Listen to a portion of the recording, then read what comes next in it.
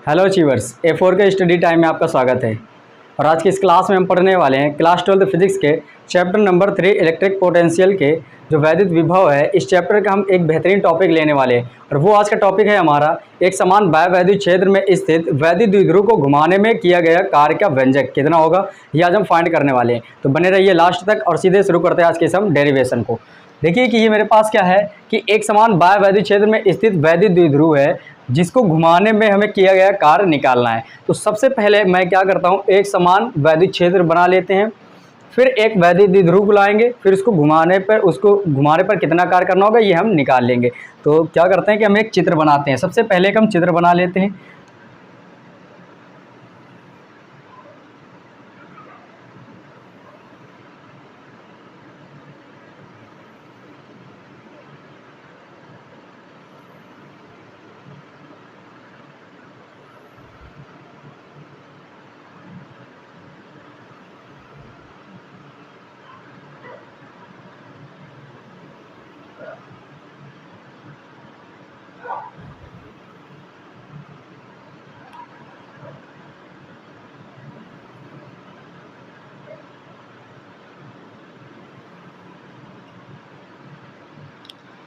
ये क्या है, मेरे पास एक समान वैद्युत क्षेत्र ई वेक्टर मैंने दिखा दिया और इसकी दिशा किधर से, देखो इधर से एरो इधर की ओर गई है, तो ये एक समान वैद्युत क्षेत्र है जिसको मैंने एक समांतर लाइनों से दिखा दिया। इतना दिखाने के बाद आपको क्या करना है, एक समान बाह्यवैद्युत क्षेत्र दिखा दिया। अब उसमें एक स्थित वैद्युत द्विध्रुव को, एक समान वैद्युत क्षेत्र और इस वैद्युत क्षेत्र में मुझे एक स्थित वैद्युत द्विध्रुव को बनाना है। फिर इसके बाद उसको घुमाने में किया गया कार्य मुझे पता करना है। तो सबसे पहले अब हम इस एक समान वैद्युत क्षेत्र में जो कि वैद्युत बल रेखाओं से दर्शाई गई, समांतर बल रेखाओं से दिखाई गई है, तो अब मैं इसमें एक वैद्युत द्विध्रुव बनाने जा रहा हूं। तो देखो यहां पर हम मान लेते हैं कि ये मेरे पास एक वैद्युत द्विध्रुव था, ये है वैद्युत द्विध्रुव।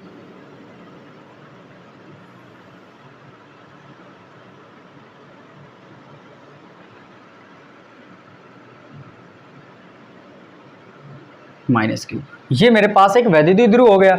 अब अगर मैं आपसे ये कहूं कि ये वैद्युत द्विध्रुव अभी वैद्युत क्षेत्र की दिशा पे कितने अंश कोण बना रहा है, तो आप कैसे पता करोगे। देखो वैद्युत क्षेत्र की दिशा इधर से इधर की ओर है, जो वैद्युत द्विध्रुव की दिशा है वो किधर से, -Q से +Q आवेश की ओर होती है।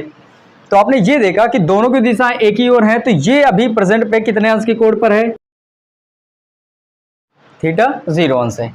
अब मैं यहां से, हमारी मर्जी ये है कि इस जो ये वैद्युत क्षेत्र के साथ ये मेरा वैद्युत द्विध्रुव थीटा 0 पे है, इसको हम घुमाते हुए थीटा पर ले जाए। थीटा मतलब कोई भी कोण हो सकता है। ये अभी थीटा 1 कितना है, 0 अंश है, ठीक है। इससे हम घुमाकर थीटा कोण तक कुछ भी कोण जितना मर्जी पे 60 अंश, 30, 45, 50 जितना करना चाहे उतना घुमा सकते हैं। तो उसको हम एक नाम से क्या देंगे, थीटा। तो अब हम इसको कहां तक ले जा रहे हैं, थीटा कोण तक घुमाकर।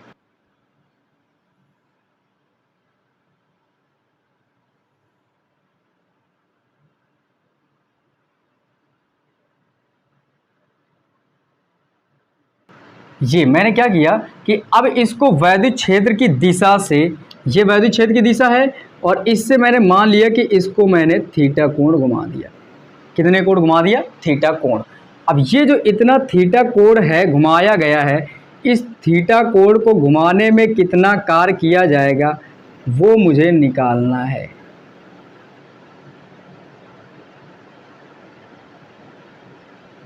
ये मुझे निकालना है कि देखो मेरे पास वैद्युत द्विध्रुव ऐसे था, थीटा इक्वल 0 स्थिति पर, वैद्युत क्षेत्र की दिशा और वैद्युत द्विध्रुव की दिशा एक ही ओर थे। अब हम इसको वैद्युत क्षेत्र की दिशा से ऐसे घुमाते हुए ऐसे ले जाना चाह रहे हैं। तो ये Q इधर चला गया होगा और ये वाला -Q इधर आ गया होगा, इस तरह ये बन के आ गया होगा।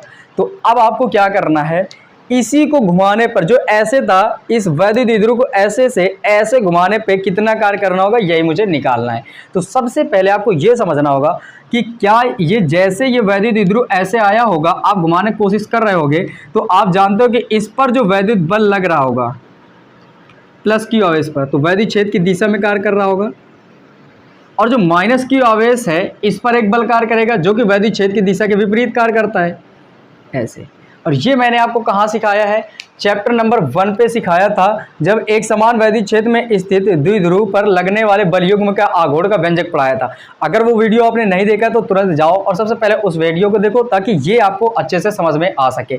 फिर भी यहाँ हम पूरी कोशिश करेंगे सारी वो चीज़ें यहाँ बता दें। तो क्या होता है कि ये जो आवेश है जैसे ही ऐसे ले जाते हो तो वैदिक क्षेत्र इस प्लस वाले को अपनी ओर खींचता है, क्योंकि जो प्लस क्यू आवेश पर लगने वाली बल की दिशा होती है वो वैदिक क्षेत्र की दिशा की ओर होती है, और माइनस क्यू आवेश पर लगने वाले बल की दिशा प्लस क्यू आवेश के विपरीत होती है। तो अगर इस पर उधर की ओर लग रहा है तो इस पर इधर की ओर लगेगा। अब ये सोचो कि मेरे पास कोई एक वस्तु ऐसे है, एक उधर की ओर खींच ही रही है ऐसे, और ये तुम्हें इधर की ओर खींच रहे हो तो ये ऐसे घूमने की कोशिश करेगा क्या? तो इसका मतलब ये है कि इन दोनों सिरों पर, जो ये प्लस क्यू इस माइनस क्यू पर, तो द्विध्रुव पर दोनों सिरों पर लग रहा है एक बल, और ये बल क्या करता है, इसको घुमाकर सीधे करने की, ऐसे जैसे ये साम्यावस्था में है, इसको ये जो पहला वैदिक द्विध्रुव है इसको ये साम्यावस्था में होता है, तो इसको भी साम्यावस्था में करने की कोशिश कर रहा है। तो फिर अगर ये साम्यावस्था में करेगा, हर हाल पे करेगा, क्योंकि बलयुग्म का आघूर्ण लगता है, और बलयुग्म का आघूर्ण क्या करता है, इसको साम्य स्थिति में लाने का प्रयत्न करता है।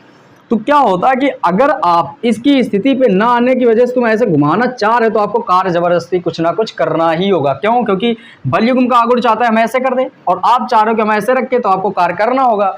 तो यहाँ पर वही मुझे कार्य निकालना है। इसके लिए हम दूसरा चित्र भी एक छोटा सा आपको समझाएंगे। चित्र वो क्या होगा कि मान लेते कि ये मेरे पास एक ये वैदिक क्षेत्र थी ऐसे,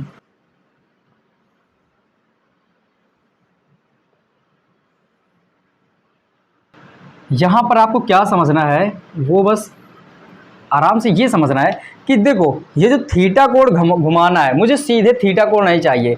हम क्या कर रहे हैं कि अगर ये जो मेरे पास ये साम्यावस्था में वैदिक क्षेत्र, ये वैदिक द्विध्रुव है ऐसे ऐसे, मुझे ले जाना कितना है, थीटा कोण तक। लेकिन अगर हम ये सोचे, फिजिक्स से मैंने क्या बताया था इससे पहले वाले वीडियो पे, जब आप पढ़े थे इसी चैप्टर के जो सेकंड टॉपिक था, सेकंड वाला डेरिवेशन, उसमें मैंने आपको अच्छे से समझाया था कि आपको क्या करना होता है कि जब कार्य निकालना है फिजिक्स पे, तो पहले छोटा सा कार्य निकालो, थोड़ा सा काम करके देखो, अगर वो काम हो जा रहा है आपसे तो फिर बड़े के लिए सोचना। तो मैं सीधे थीटा कोण ना घुमा करके पहले बिल्कुल छोटा सा अगर इसको घुमाने की कोशिश करूँ, इतना देखो ये इतना है, तो मैं इसको बस इतना घुमा दूँ ऐसे, तो ये जो चीज़ यहाँ पर दिख रही, ये ग्रीन और रेड के बीच की ये जो जगह है, ये ग्रीन और रेड के बीच की इतना कोण घुमाने में कितना कार्य करना होगा, ये पहले हम पता करेंगे कि अगर ऐसे है तो अगर ऐसे हल्का सा घुमा दे तो कितना कार्य करना पड़ेगा। तो ये अगर देखो इनके बीच कोण बिल्कुल कम बनना होगा, तो बिल्कुल कम कोण बनना है तो डी थीटा कर देंगे। थीटा कुल कोण है का जितना घुमाना चाह रहे हो, तो इसको डी थीटा कर देंगे, क्योंकि कोण का बहुत ही छोटा सा भाग है। तो मैं पहले ये निकालूंगा कि अगर इस वैदिक द्विध्रुव को वैदिक क्षेत्र की दिशा से डी थीटा कोण घुमाया जाए, अति सूक्ष्म कोणीय विस्थापन डी थीटा तक घुमाया जाए, तो उस समय कितना कार्य करना होगा, ये आपको सबसे पहले निकालना है। तो हम निकाल लेते हैं। अगर ये पहले हम सबसे पहले क्या मैंने कहा कि ये जो ऐसे हो जाता है वैदिक द्विध्रुव क्यों होता है, क्योंकि वैदिक क्षेत्र ए के कारण वैदिक द्विध्रुव पर बलयुग्म का आघूर्ण कार्य करता है। तो बलयुग्म का आघूर्ण कितना कार्य करता है, सबसे पहले हम वही लिख लेते हैं। हम लिखेंगे वैदिक द्विध्रुव पर वैद्युत क्षेत्र के कारण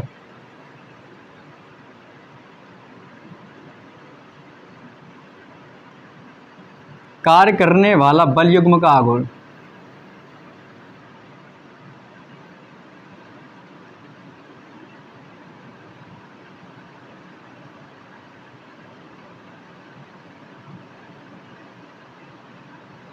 बलयुग्म का आघूर्ण, और वो कितना कार्य कर रहा था तो वो आपको याद होगा, पहले वाले चैप्टर का है, और वो आपने नहीं देखा वीडियो तो आप अभी जाकर देख भी सकते हो। टाउ बराबर आता है पी साइन थीटा, इतना कार्य करता है वैद्युत द्विध्रुव पर बलयुग्म का आघूर्ण। तो ये हो गया हमारे पास समीकरण नंबर 1। इतनी बात हो गई। अब हम देखेंगे कि ये जो थीटा घुमाना है, मुझे ऐसे से बिल्कुल थीटा कोण जितनी मर्जी ऐसे, ये थीटा कहीं भी हो सकता है, तो मुझे क्या करना है, इस थीटा तक तो घुमाना है, लेकिन पहले हम पूरा कार्य नहीं निकालेंगे कि सीधे यहाँ से ऐसे करने पे कितना कार्य करना होगा। हम ये निकालेंगे अगर इतना है तो पहले बिल्कुल इतने से घुमाने में कितना कार्य करना होगा, फिर हम ये निकाल लेंगे यहाँ से अगर इतना घुमा दे या सीधे इतना घुमा दे तो फिर कितना कार्य करना होगा। तो पहले हम ये क्या लिखेंगे, इस वैद्युत द्विध्रुव को वैद्युत क्षेत्र की दिशा से अति सूक्ष्म कोणीय विस्थापन डी थीटा घुमाने में किया गया कार्य। लिखेंगे वैद्युत द्विध्रुव को वैद्युत क्षेत्र की दिशा से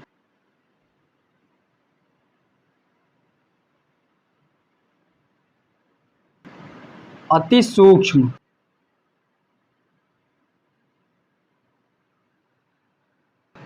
कोणीय विस्थापन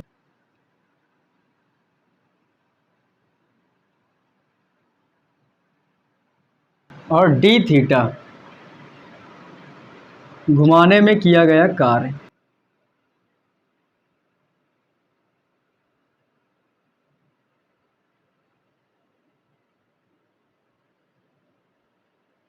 अब कार्य निकालेंगे। देखो ये कार्य कौन सा हो रहा है, एक बात ये समझना, एक सीधे बल लगाना, बल की दिशा में विस्थापन होना, वो भी कार्य है, एक ये भी कार्य घुमाने पे कार्य। लेकिन आपको ये याद रखना है, जो सीधी जब रेखा के अनुदिश एक रेखीय दिशा पर या एक विमीय गति पर जो बल लगाकर बल की दिशा में विस्थापन होता है तो उसे कार्य कहते हैं।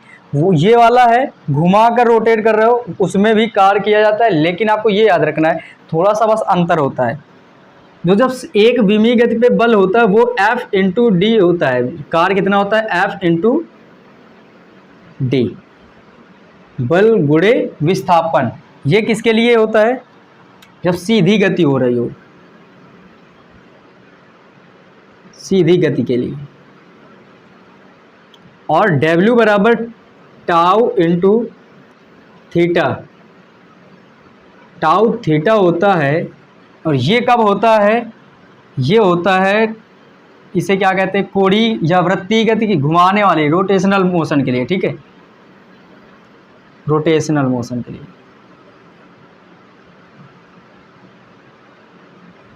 जब आप इसे घुमा रहे हो, ऐसे कोणीय विस्थापन जब हो रहा हो, तो मतलब कोण के अनुदिश ऐसे घूम रहा हो, उस समय इसको क्या कार्य क्या होता है, टाउ गुणे थीटा।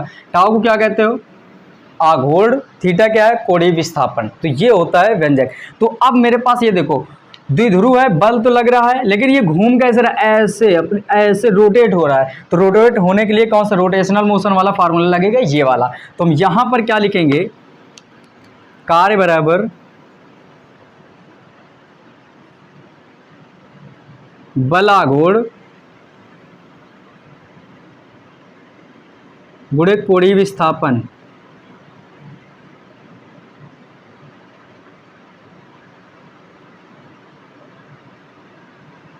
ये ठीक है। अब यहां से आपको देखना है, देखो कार्य निकालना है, लेकिन कितने के लिए निकालना है। आप सोचो मुझे कोणीय विस्थापन, अति सूक्ष्म कोणीय विस्थापन डी थीटा तक घुमाने में किया गया कार्य। अगर मैं आपसे कहूं कि इतना था, आपको ऐसे ही घुमाना है, तो आप सोचो कि बिल्कुल जरा सा घुमाना है तो जरा सा कार्य करना होगा, थोड़ा सा। लेकिन अगर यहां से ऐसे घुमाना हो तो काफी ज्यादा कार्य करना होगा। तो हम पहले थोड़े के लिए निकाले हैं तो कार्य थोड़ा सा होगा, तो थोड़े के लिए हम क्या करते हैं, डी डब्ल्यू कर लेंगे। और बल आघूर्ण कितना होता है, टाउ से प्रदर्शित करते हो। कोणीय विस्थापन कितना है, तो डी थीटा है, तो ये डी थीटा लिख देंगे। यहाँ से डी डब्ल्यू का मान कितना आ जाएगा, टाउ की वैल्यू कितनी है, पी ई साइन थीटा, यहाँ से रख लेंगे, तो पी ई साइन थीटा, और ये कितना आ जाएगा, डी थीटा। इसको लेते हैं हम समीकरण नंबर दूसरा, मान लेते हैं ये आ गया हमारे पास समीकरण दूसरा। अब मुझे ये पता चल गया है कि हम इसको ऐसे से हल्का सा डी थीटा कोण जब घुमाएंगे उस समय किया गया कार्य इतना आएगा, P E sine theta D theta. इतना पता चल गया है। तो अब हम ये पता करेंगे कि अगर सीधे यहाँ से अब चाहे जितना कोण घुमा दे, इतने से सीधे यहाँ रोकना चाहे तो इतना घुमाने में कितना कार्य करना होगा, ये भी हम पता कर लेंगे। तो अब मुझे ये समझना है आपको अच्छे से। अगर मैं ये कहूँ कि थीटा वन कितना है, थीटा वन कितना है, मतलब ये हुआ वैद्युत द्विध्रुव का वैद्युत क्षेत्र के साथ प्रारंभिक कोण कितना है। तो आप कहोगे कि ये दोनों एक ही दिशा में है, तो थीटा वन को हम थीटा जीरो लिख सकते हैं, ऐसे दिखा सकते हैं, थीटा जीरो। दूसरी स्थिति क्या है, बाद वाला जब कोण इसको घुमाकर ऐसे ले गया तो थीटा टू कहां तक हो गया, थीटा तक,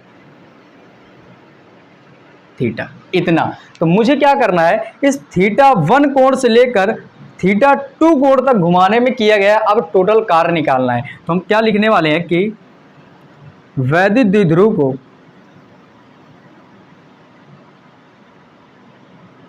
को वैद्युत क्षेत्र की दिशा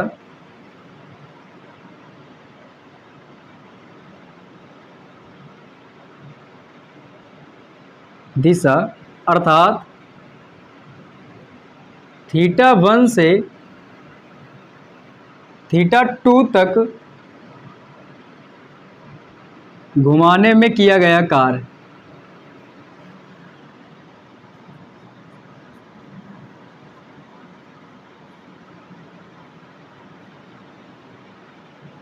ये मैंने लिख दिया कि अगर मैं इस वैद्युत द्विध्रुव को वैद्युत क्षेत्र की दिशा से, वैद्युत क्षेत्र की दिशा का मतलब वैद्युत द्विध्रुव की दिशा भी इधर है, वैद्युत क्षेत्र की भी दिशा इधर है, तो θ1 मैंने माना और इसको θ0 लिख सकते हो कि ये दोनों साम्य अवस्था में, साम्य अवस्था के लिए θ0 समझ में आता है। ये 0 अंश ही है, लेकिन यहाँ समझाने के लिए θ0 मैंने कर दिया और इसको θ से डिनोट कर दिया है। ठीक है, तो यहाँ से हम θ0 से कहाँ तक जा रहे हैं, θ1 से θ2 तक जा रहे हैं, तो कितना कार्य करना होगा, तो यहाँ पर मुझे इस समीकरण का समाकलन करना होगा, इस समीकरण का समाकलन करना है। तो समाकलन करेंगे तो ये इधर भी लगा देंगे समाकलन का चिन्ह और क्या लिखेंगे dw,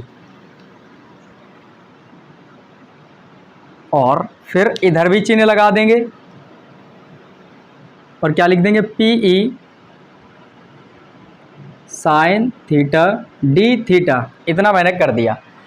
अगर मैं ये मान लूं कि यहाँ से θ1 से θ2 तक जब घुमाएंगे तो टोटल कार्य W आएगा, कितना आएगा W। तो ये समझना कि हम यहाँ के जो W है ये कार्य कहाँ तक का प्राप्त करने वाले हैं, θ1 से θ2। तो सीमा कहाँ तक होगी, θ1 से लेकर θ2, इधर भी θ1 से लेकर θ2 तक घुमाने के लिए कार्य प्राप्त कर रहे हैं। तो ये टोटल कार्य कितना आ जाएगा, W बराबर। इसमें आपको फिर से समझना है, मैंने इससे पहले वाले डेरिवेशन में बताया था, फिर से बता रहा हूँ कि इस समाकलन के चिन्ह के अंदर वो अक्षर रह सकते हैं जिस अक्षर के पहले डी लगा हो। तो यहाँ पर जो डी लगा है वो थीटा के पहले लगा है, तो थीटा वाली चीज़ें अंदर रहेंगी, बाकी सभी चीज़ें बाहर आ जाएंगी। तो देखो साइन के साथ थीटा लगा है, बाकी पी तो छूटा है, कोई खुला है तो इसको बाहर कर दो। तो जो छूटा है इसको हम बाहर कर लेते हैं, तो ये आएगा PE और क्या बचेगा θ1 से θ2 और क्या आ जाएगा अंदर P वो sine theta D theta, sine theta D theta. अब फिर से यहाँ आपको एक फार्मूला यूज करना है। फार्मूला ये है कि अगर मेरे पास साइन थीटा डी थीटा मिल जाए तो इसका समाकलन होता है माइनस का कॉस थीटा।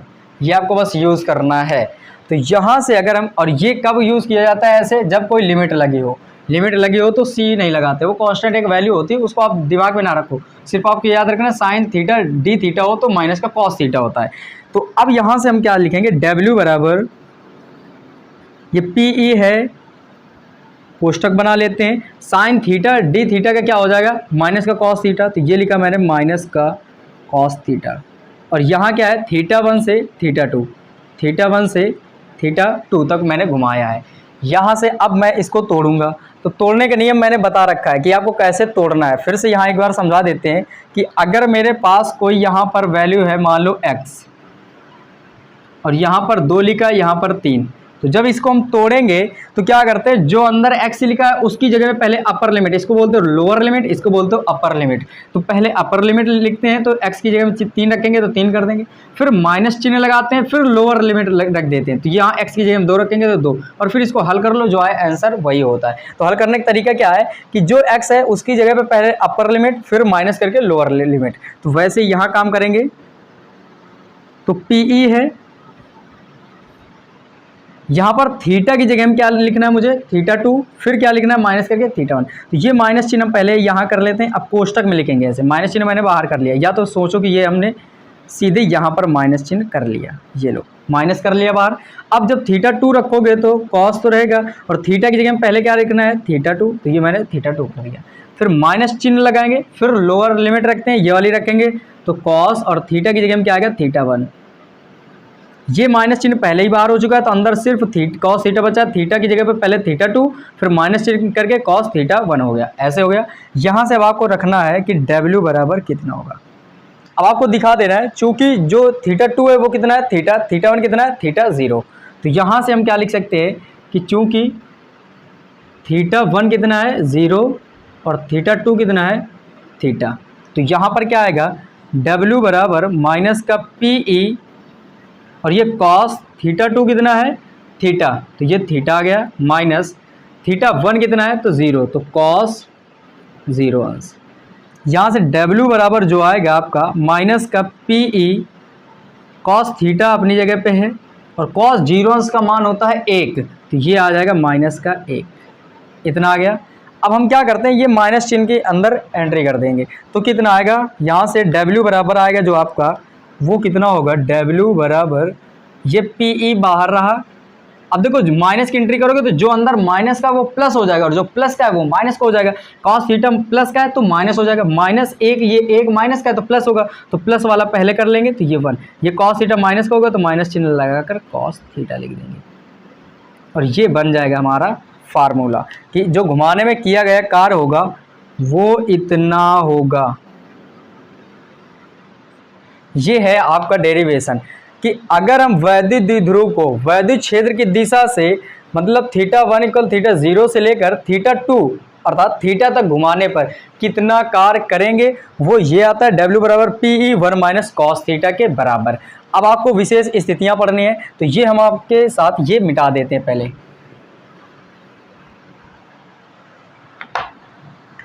विशेष स्थितियां क्या क्या हैं वो आप देख लो। विशेष स्थितियां,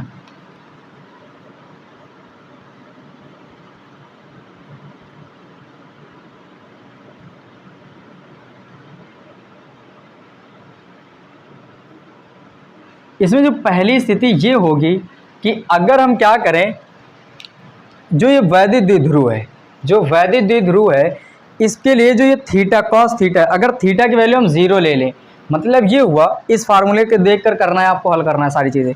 अगर ये थीटा है तो थीटा 0 कर लें, कितना 0 अंश, तो इसका मतलब ये है कि थीटा 1 तो 0 था ही, थीटा 2 को भी हम कितना कर दें 0। मतलब अगर हम वैद्युत द्विध्रुव ऐसे रखा है, सिर्फ ऐसे रखा है तो उस समय कार्य कितना होगा। अगर ये समझ लो कि वैद्युत द्विध्रुव है मेरे पास, इस वैद्युत द्विध्रुव को ऐसे लाओ, वैद्युत क्षेत्र की दिशा में लेकर आओ, उस समय कितना कार्य करना होगा। जब वैद्युत द्विध्रुव को वैद्युत क्षेत्र में ऐसे सीधे बिल्कुल वैद्युत क्षेत्र की दिशा में लाओगे तो थीटा 1 तो 0 था ही, जब दोबारा ला रहे हो तो थीटा 2 अंतिम वाला भी कितना हो गया 0 अंश। तो यहाँ पर जो थीटा है, देखो यहाँ एक ही थीटा है, जब आप ऐसे ला रहे हो तो वैद्युत क्षेत्र की दिशा में ला रहे हो तो थीटा का मान कितना हो गया 0 अंश। तो यहाँ पर थीटा की जगह हम कितना रखेंगे 0। तो जो पहली कंडीशन बनेगी क्या लिखोगे, जब द्विध्रुव को वैद्युत क्षेत्र की दिशा में लाया जाए, वैद्युत क्षेत्र की दिशा में लाया जाए, जब वैद्युत क्षेत्र की दिशा में लाएंगे हम उस समय थीटा की वैल्यू कितनी हो जाएगी 0 अंश। तो यहां से जो बनेगा तो W बराबर कितना आ जाएगा PE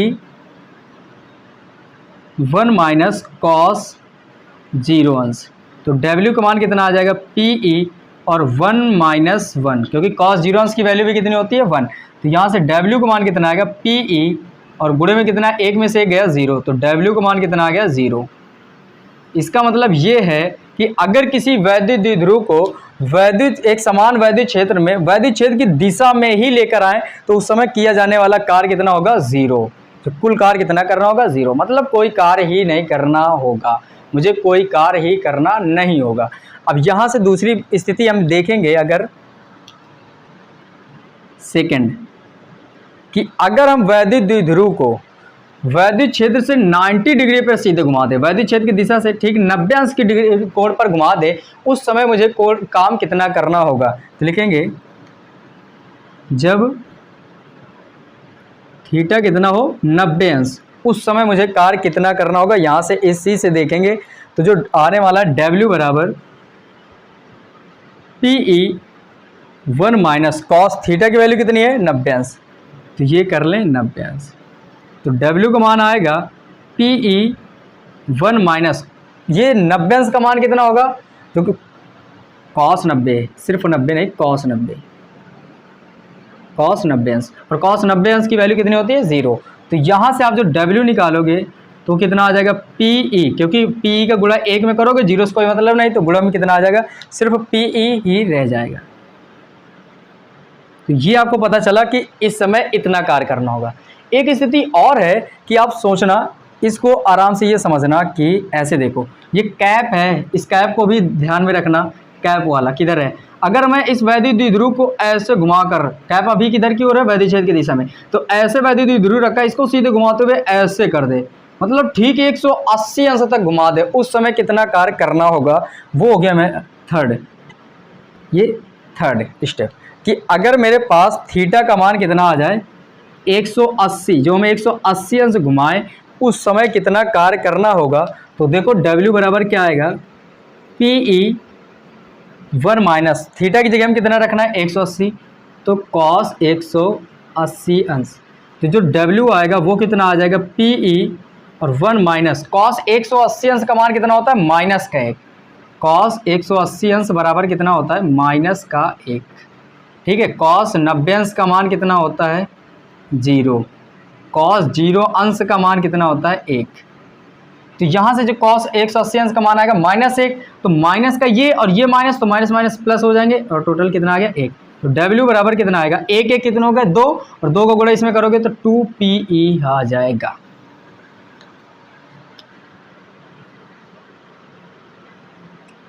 इसका मतलब ये है कि जो सबसे ज़्यादा आपको कार्य करना पड़ेगा, जो कार्य निकालोगे आप वैद्युत द्विध्रुव को, तो जब आप 180 अंश इसको घुमा दोगे, कितने अंश, वैद्युत द्विध्रुव को सीधे 180 अंश पर घुमाओगे, उस समय सबसे ज़्यादा कार्य आपको करना होगा। तो यही है W मैक्स, मैक्सिमम कार्य इतना 2PE के बराबर होगा। यहाँ पर बिल्कुल नहीं है, तो ये मिनिमम है कि 0 अंश है, तो बिल्कुल कम कार्य। तो ये आपको समझ में आया होगा, ऐसा हम आशा कर सकते हैं। अगर ये आपको आया है तो मेरे चैनल को लाइक, कमेंट, शेयर करना बिल्कुल ना भूलें।